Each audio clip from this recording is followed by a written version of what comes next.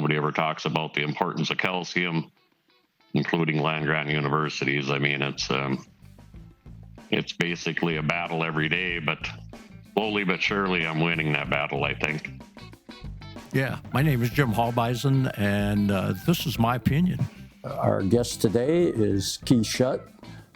Keith is located in Minto, North Dakota, which if you've got a good arm, you could probably throw the ball to Canada. So if you want to take a look at the map and find that area, Keith has a lime spreading business, and Keith works with us with the Growers Mineral Solution product. And we're getting ready to start up spring planting, but usually these guys are kind of the tail enders for us.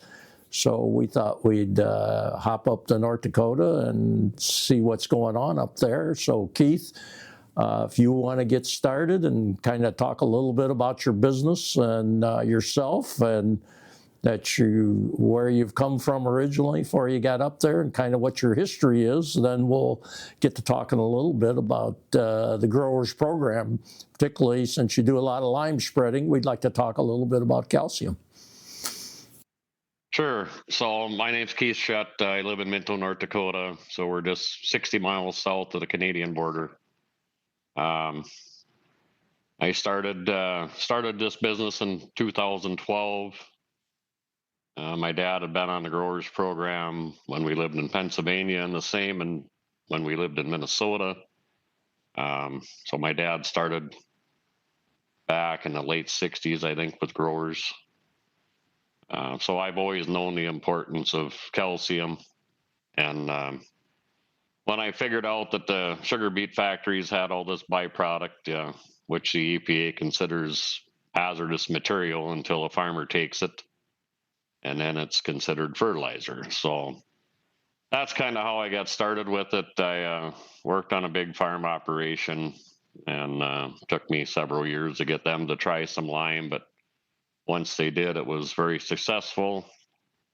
So then I decided that I might as well venture out on my own and see if I could ever talk anybody into putting 10 ton to the acre of beet lime on. So it hasn't been easy. Of course, nobody ever talks about the importance of calcium, including land-grant universities. I mean, it's basically a battle every day, but slowly but surely I'm winning that battle, I think. But it is kind of maddening, though, when you look at all the information out there about soil health, and there absolutely nobody in the ag industry talking about calcium other than basically the growers program. So that's kind of sad in a way. So hey, Keith, kind of explain to the listeners about why it's much more of a challenge up there. For example, pH is considered the basic measurement for whether you should apply limestone, and what kind of pH soils you have, and why that gives you a little bit more of a challenge than we see in some areas. Right. So Red River Valley soil is classified as a calcareous soil. It's a Fargo clay. So our soil pH, pretty much every sample you look at is going to be over 8. There's a lot of them that are 8.1. Now, I do have some guys that, we've been spreading lime for 12, 13 years. They're getting down into the high 7s, but, they're still not at neutral. So, Land Grant University, NDSU, Fargo, North Dakota, tells everybody it's calcareous soil. Soil pH is high, absolutely don't need calcium, which, of course, we know that is to be a false statement. And Ken Ferry, he talks about this all the time. Just because it shows up on a soil test does not mean it's available in the soil. And a lot of guys, I think, have a hard time understanding the reason for that is soil is not baby powder in its natural state. It's very coarse particles. So, and obviously, just like lime material, the finer you get it, the more available it is to any growing plant. So, and I explain that to guys. obviously in the state that it's farming in, the particles are big. So just because it shows up on a soil test does not mean it's something available out there to be used. And, Yeah, Keith. and obviously, when we do the strip test, it shows up right away. The thing about the soil test, there's a couple of fallacies in there. Number one, the first thing they do to a soil test is dehydrate it, dry it down, and then to get it to react in the test tube, they grind it up. And see, you're absolutely correct. Those coarse particles in there are made fine, which starts to increase their availability. But the bigger issue is this biological complex. They cannot measure that. There are some laboratories that are attempting to measure that, and they're struggling at it. And see, that's really the thing that is the best indicator for the calcium. And see, they continue to use chemical tests. And see, I think the COVID-19 kind of gave us a very good indicator of that. When they started searching for the virus, they struggled mightily because you're using a chemical interpretation, to try to go after a live entity. And the same thing is true in the soil test. You're using those chemistries to try to depict what those biologicals are doing, and it's just not going to work very well. That's why the soil test the strip test, you're absolutely right. That's the name of the game. And really, that's how your business has thrived, in my opinion. Right. So, it is interesting, though. I mean, there's getting to be, well, even in the establishment, there's getting to be more talk about calcium, and that's strictly, I think, part of that is because of the simple fact that, they're looking at all the health issues around the world, and obviously, like I explained to guys, basically what we grow doesn't have any nutritional value for the simple fact that the way it's grown today. I mean, it's not how Mother Nature intended it. Right. And, and without the calcium present, like I explained to my customers, it's going to take more commercial fertilizer to get that job done because everything is so imbalanced in the soil.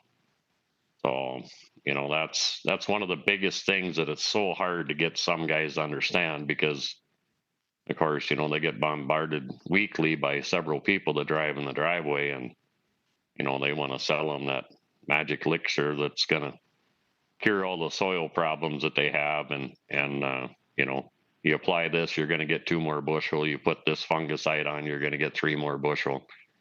And, I tell guys, all that money you spend on all that garbage, put it in a lime and you're going to get paid for many years to come. So that's one of the hardest obstacles to get over is to try to convince them to do something different.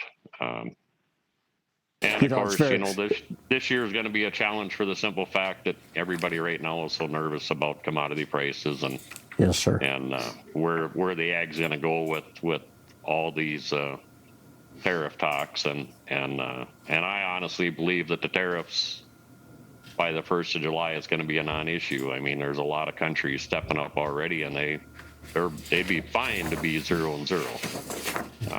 I don't think people understand that. We've paid these countries for many, many, many years. Trillions of dollars in trade.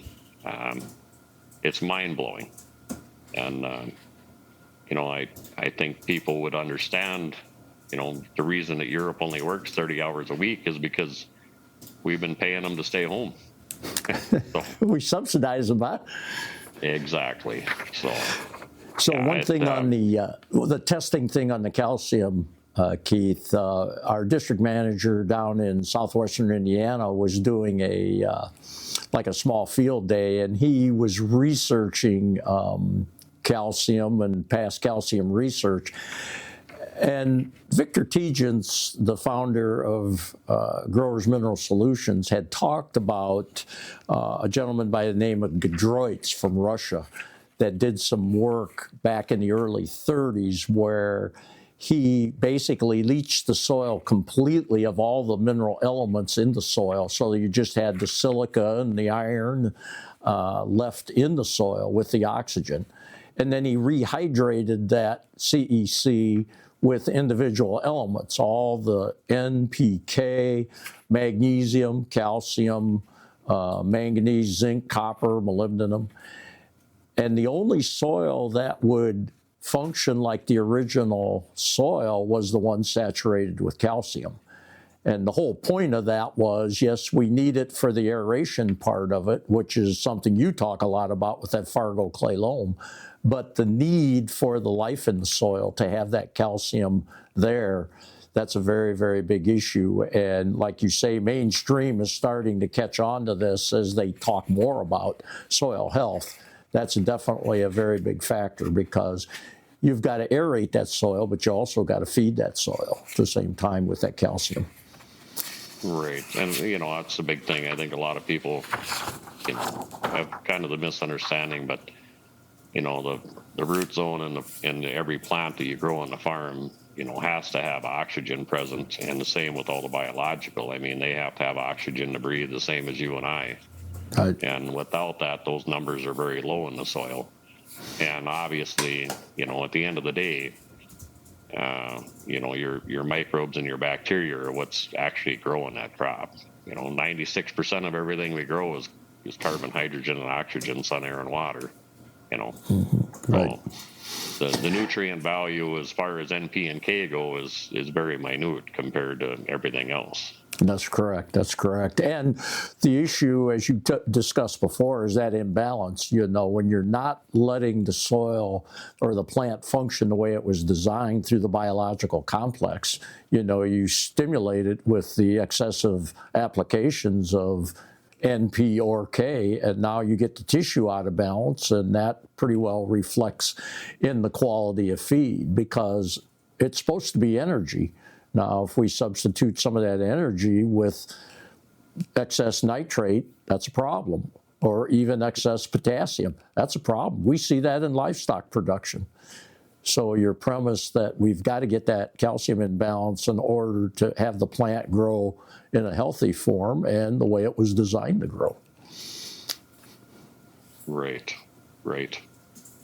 So, I mean, you talk to guys that, before they met growers, and, they tried to grow alfalfa, and it just, they were putting on, lots of phosphate and potash, and they still couldn't grow good alfalfa. And then once they learned about the growers program and they got the calcium out there, well, then it totally changed that whole aspect of growing, a good hay crop. So, when you work with guys and they're ready to try the first lime application, usually the ones I talk to, usually it's something physical in the soil that changed, that got their attention. Is that correct in your opinion? Yeah, one of the first things that guys always tell me is how tillage has changed, So, they'll chisel plow with a 50-foot chisel plow, and they'll tell me that, well, yeah, I used to chisel plow and the tractor be running at 110% all day long. And, if we stripped a field, they would tell me that where they got into where the lime was applied, the amount of horsepower the tractor was using would drop off to 60%. But then it would climb right back up to 110, 120 when they got into where there was no calcium. Right. So, I mean, it really changes things physically, and that's probably the first thing that most guys will notice. So the other question I have is, where are you guys at as far as ready to go to the field? We're here pretty close to Easter. Sugar beets tend to be planted very early, and you've got a fair number of sugar beet growers. Where do you think the farmer starting is close to? I mean, a week, 2 weeks, 1st of May? What do you think? There's several guys who are putting wheat in the ground right now. They started last week, but there's nobody that I'm aware of has planted a sugar beet yet. Federal crop date on sugar beets is April 15th, which would be tomorrow. But today, our weather is cloudy, very windy. We had a little bit of rain overnight last night, but it was a couple of hundredths. It wasn't even a tenth. And the ground is cold. I mean, we haven't had any frost come out yet, but I mean, even the top 6 inches is still cold yet. But I don't think that with the forecast that we have for the rest of this week, I do not think that anybody will plant sugar beets just yet. I'm going to guess the following week, if the weather turns around and we get back into the 60s, I'm going to guess that something will happen. But there's guys planting wheat. We got a guy just south of town here. I'm going to guess that they're going to start planting oats tomorrow. He raises a lot of oats for Quaker. I gotcha.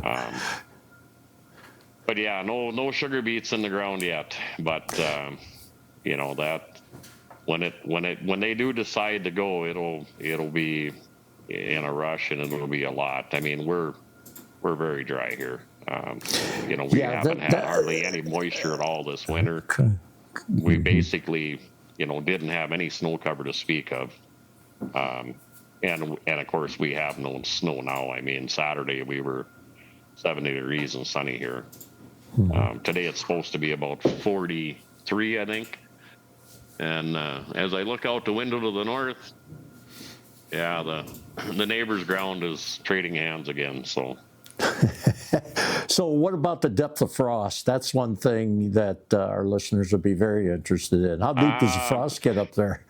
If you get into somewhere where there's a lot of traffic, it's down 6 feet. You get into anything that has cover on it, it's probably about 30 inches right now.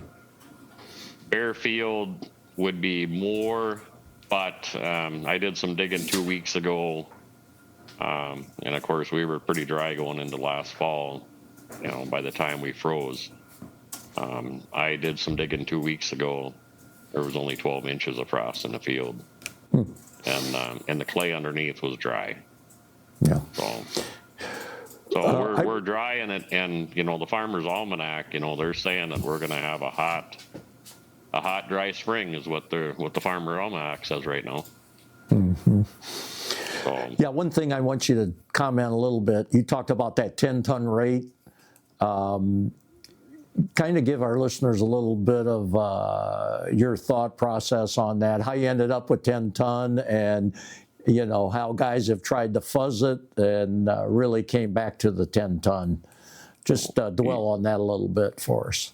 Yeah, when we first started out, the sugar beet factory did some tests on their own, and they kind of thought the 7.5 ton rate was enough. And I kind of questioned that a little bit, but a lot of guys were kind of stuck on what American Crystal was saying for an idea to get started. And I just talked a few guys into doing a little bit more just to see what would happen. I mean, we've done 20 tons to the acre strips at one time. We've done 30 ton and we've done 50 ton. But when we got to 10 ton, that is where we seen pretty much an immediate response as far as that first crop that went on that field. And it didn't matter if we spring applied it or fall applied it. I mean, we've applied lime in the spring on a drier year, and guys have been very successful on it. I have a customer that we applied in the spring, and he had 2.5 inches of water all year, and that was the worst stuff that he farmed, and it was the best yield on wheat. And he just couldn't believe that the only reason that happened was because of the lime, but that is absolutely what changed that yield at the end of the day. Sure. I'd like you to comment a little bit on the Growers Mineral Solutions and Tyler Cameron. We're going to get Tyler on one of these podcasts, but I want you to talk a little bit about him figuring out his nitrogen application on wheat. That's kind of like with corn. Everybody thinks you've got to have nitrogen, all over the place to grow a good corn crop. And Tyler did some whittling on that on wheat and was quite surprised at what he saw. Yeah, so he took a quarter that we applied lime on, and he planted wheat with no nitrogen. And the quarter beside it, did not have lime, and he planted that wheat with the recommendations as far as, nitrogen went. And so basically, at the end of the day, it was $120 for the nitrogen application on the field without the lime, and with no nitrogen. And he had soil sampled, previous and after, so before the crop was planted, after the crop was harvested. His cousin runs the fertilizer plant just to the east of him, several miles.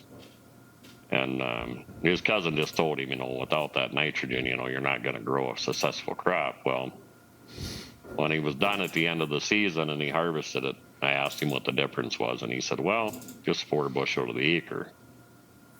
And I said, okay. But he says, wheat's not worth $30 a bushel, because he said it was $120 for the nitrogen. So he said it wasn't enough to pay for the nitrogen application. And the interesting thing was, he had 40 more pounds of nitrogen without any applied fertilizer after the crop was taken off than before it was planted. In the soil test. In a soil test. And like I explained to Tyler, the problem is that soil test couldn't measure your biology out there in the field. And, and at the end of the day, that's what it boiled down to. Yeah, no doubt about it. So is there anything you'd like to conclude with to give us more perspective about you guys up there, or where you think you're at as far as, commodities are struggling a little bit. We're getting a little bit of help. Corn and beans are. We'd still struggle a little bit. So, but what are you seeing with the guys you're working with up there? Everybody's, I guess the easiest way to explain it is they're kind of sitting on their hands. Nobody's too excited to go out and farm this year. Everybody's kind of scratching their head wondering how they're going to do it to make it pencil at the end of the day, because I've talked to several bankers and they said there's absolutely nobody has got a cash flow program right now with commodity prices. But in the same token, I've always said a farmer's his own worst enemy most days, but the biggest thing is you go around and you talk to these guys and they go, oh, you're with growers, you guys are snake oil salesmen, and I explain to people, you can do 3 things. You can do nothing, and you can keep being a naysayer, or you can try it and prove me wrong, or try it and prove me right. And unfortunately, like I tell guys, sometimes you actually got to smack somebody with a baseball bat to get their attention. But it is interesting, and it does seem like, unfortunately, it seems like most guys have to be in a tight situation before they want to try something different than what they've done in the past. That's right. And it's very unfortunate, because some of these guys, if they would have started this program 12 years ago or 13 years ago when I started, they'd be laughing right now, because my customers always tell me that the only place they're making money is where they got the lime. So there you go. That's a pretty big statement right there. Yeah. And I would challenge anybody, it doesn't matter what part of the world they're in, I would challenge anybody to go out there and do an acre in a field and just do a couple different rates, and do something off the wall crazy that, every agronomist that drives into your yard and finds out that you put 20 ton to the acre of lime on that field right there in that acre, and will tell you that you're not going to grow a crop. Well, just do it so you can show them that is a false statement. A lot of these guys through the Midwest that think that a ton of lime every other year, every 3 years is enough.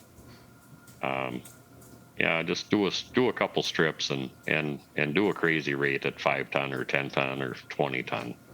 I think they'd be amazed at the end of the day at the difference. Yep, I agree completely. Hey, Yeah. Keith, really appreciate it. Fine job, man. And at least you kept the snow off of the lens of the camera. I appreciate that. Yeah. Well, today, if we would have been outside, we probably would have got covered in dust because it's blowing bad again. It's terrible.